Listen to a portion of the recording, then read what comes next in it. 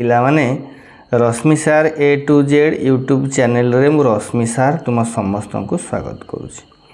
पिलामाने आज आलोचना करिबा third semester English honours Indian classical literature अच्छी कोर पेपर भी रो यूनिटी 3 गोटे संस्कृत ड्रामा अभियान शकुंतलम जोटा कालिदासंक द्वारा रचित।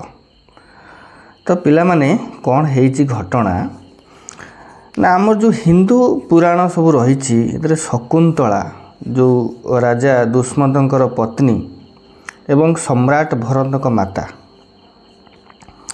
ताको कहानी महाभारत रे वर्णना कराई एवं यही कहानी मध्य अनेक लेखकों द्वारा नाटक भाव रचना करा कालिदासंक रचित जो अभिज्ञान शकुंतलम होउची एई कहानी उपरे आधारित सबुठारु जेते नाटक अच्छी सबटु प्रसिद्ध नाटक। तो घटना यहीपरि घटी कौन हेची थरे विश्वामित्र ऋषि जड़े ब्रह्मर्षि थिले। से ब्रह्मर्षिर मान्यता पाइबा पई तपस्या करिबा आरंभ कले। तांकर कठोर तपरे इंद्रदेव भयभीत हो गले। कहीं ना से भय करुथिले जे विश्वामित्र तांको इंद्र पद चाहती तांकर तपस्या भंग करिबा पाई इंद्र कौन कले स्वर्गर जो अप्सरी मेनका को तांको निकट को पठाइले। मेनका कौन कले विश्वामित्र जो ध्यान करुथिले से ध्यान स्थल रे पहुँची तांको विभिन्न प्रकार प्रलोभित करने को लगिले। विश्वामित्र को ध्यान भांगीगला। से तांको जो कामना और वासना को नियंत्रण करि पारिले नहीं फल तप भांगीगला। तापर विश्वामित्र और मेनका किछि वर्ष एकाठी रहिले घर संसार करी एवं सेमानकर औरसरु एक झियो जन्म नेला। तापर पर विश्वामित्र हृदयंगम कले जे इंद्र ही कौशल करिकी तांको तप भंग करिछि। से अनुभव कले जे तांकर कामना को नियंत्रण करने निहाती आवश्यक। विश्वामित्र मेनका को परित्याग कले।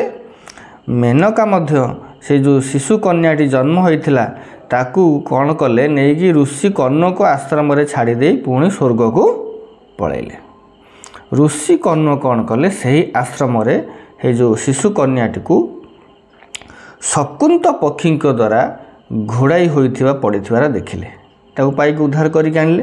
तेणु से ताकू शकुंतला नाम देले जार अर्थ शकुंतक द्वारा चढ़ई द्वारा सुरक्षित। तापर पिला माने कौन हेची झीटी आपे आपे बढ़िला बढ़ई यौवन रे पदार्पण कला से स्टोरी सेट रहा। आउ गोटे पार्ट को जीवा ना आउ गोटे पार्ट रे कौन हेची ना थरे जंगल रे शिकार करिला बेले एक पुरुष हरिण शरबिद्ध तथा आहत होई दौड़ी पलाइबारु राजा दुष्मंत ताको गोड़ाउथिले। एही समय तांकर साक्षात हुए सुंदरी शकुंतलांक सह। शकुंतला को रूप लावण्य रे मुग्ध होई दुष्मंत शकुंतला को विवाह करने को चाहिए एवं गांधर्व रीति रे उभय विवाह करथिले। शिकार अंते राजा दुष्मंत शकुंतला को तांको राजा प्रसाद को आनिबार प्रतिश्रुति देई निज आंगुठीर मुद्रिका को तांकु देइथिले। शकुंतला को देकी निज राज्य को फेरी जाइथिले। कहले मु तापर सेठी जोगाड़ यंत्र करिके तुमको एठू नै जीवी। सेपटे कौन है कर्ण ऋषि आश्रम रे रही शकुंतला तांकर स्वामी स्वप्न रे बहुत समय अतिबाहित करथिले एवं अनेक समय रे तांको स्वप्न रे विचलित मध्य होइथिले। दिने ऋषि दुर्वासा कर्ण ऋषि आश्रम को आसीथिले किंतु शकुंतला दुष्मंत चितार एपरी भावना रे हजि जाइथिले रे स्वभावतः क्रोधी ऋषि दुर्वासा सठिक अभिवादन करिबारे विफल होइथिले। एही कारणरू ऋषि शकुंतला को अभिशाप देई कहिथिले जे से जहाकू स्वप्न रे देखुथिले से तांको भूली जिवे। के ना दुष्मंत भूली जिवे शकुंतला को।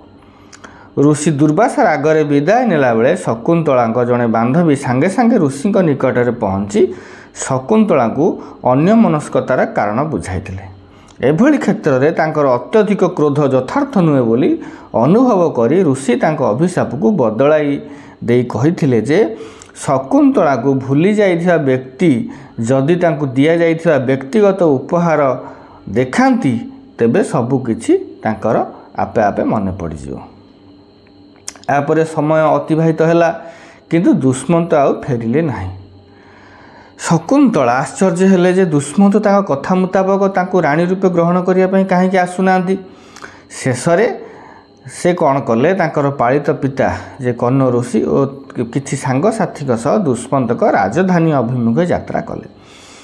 बाटर से मानुको एक नदी पार हेबाको पड़िला। एही समय शकुंतला नदीर गभीर नील जल दे आंगुली चलैबा द्वारा खेलुथिले पानी रे राजा दुष्मंत जो मुदीटा आंगुली खसी पड़ला। एहापर शकुंतला तांको स्वामी राजा दुष्मंत प्रसाद को गले।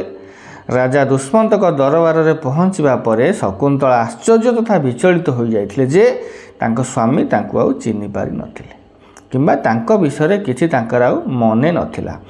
से तांको मने पकाउ चेष्टा करिथिले जे से तांको पत्नी किंतु अभिशाप प्रभाव मुद्रिका बिना दुष्मंत तांको चिन्हि पारु नांती। अपमानित होई से जंगल को फेरी आसिले एवं निज पुओ को सांगरे नहीं एक जंगल रे निजे बसवास एकुटिया कले। एठारे से तांको दिन बिताइथिला बेले तांको पुओ भरत बड़ होइथिले। सही समय जने मत्स्यजीवी धरिथिबा एक माछर पेटरे जो राजांकर मुद्दीटी पाइथिले एवं आश्चर्य हो जाइथिले। राजकीय मुद्राटी को चिन्हि से हस्तिनापुरर राजप्रसाद को नहीं गले एवं से मुद्रीटा को देखी दुष्मंत शकुंतला कथा मन पड़गला। से संगे संगे खोजा को बाहरी गले एवं पिता आश्रम में पहुँची देखिले जे से आउनाहांती। से निज पत्नी को खोजापी घंच जंगल भितर को चलीगले एवं जंगल रे एक आश्चर्यजनक दृश्य तांको सामना को आसिला। जड़े छोट बालक एक सिंहर पाटी खोली दांत गणिबारे व्यस्त थिला। राजा पिलाटी को अभिवादन जणाइले और तांकर साहस और शक्ति देखि आश्चर्य होई तांको नाम पचारिले। पिलाटी उत्तर देला जे से राजा दुष्मंत पुओ भरत। पिलाटी तांको शकुंतला निकट को नहीं गला एवं एहीपरि भाव शकुंतला और दुष्मंतर मिलन संभव हैला। पिला माने आज एतिकी पुणी देखाबो नेक्स्ट क्लास रे। रहुची हैव ए गुड डे।